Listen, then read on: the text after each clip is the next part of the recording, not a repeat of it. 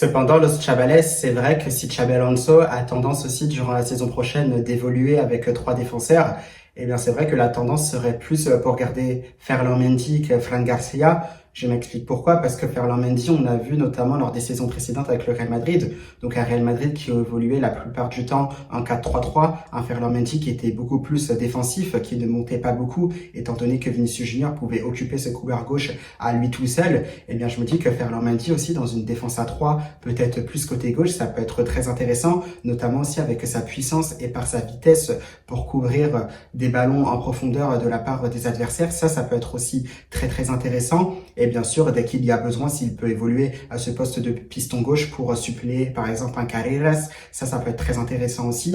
Mais tout simplement, peut-être mettre plus Ferland Mendy en tant que central et un Fran Garcia en doublure justement piston gauche de Carreras, ça peut être très intéressant. Pour moi aussi, d'une autre part, le Real Madrid pourrait avoir un intérêt justement à garder aussi bien Ferland Mendy et justement Fran Garcia. Après ça, peut-être qu'au niveau des finances, ça peut être une autre histoire, même si je pense que Fran Garcia, par exemple, n'est pas un énorme salaire. Ça, voilà, ça peut justement se voir, on peut y réfléchir de ce côté-là. Mais moi, j'aimerais bien voir aussi ce Real Madrid, pourquoi pas garder un Ferland Mendy qui serait plus axial et justement un Fran Garcia qui serait peut-être la doublure d'un Carreras. Ça, là-dessus, ça peut être très intéressant, pourquoi pas.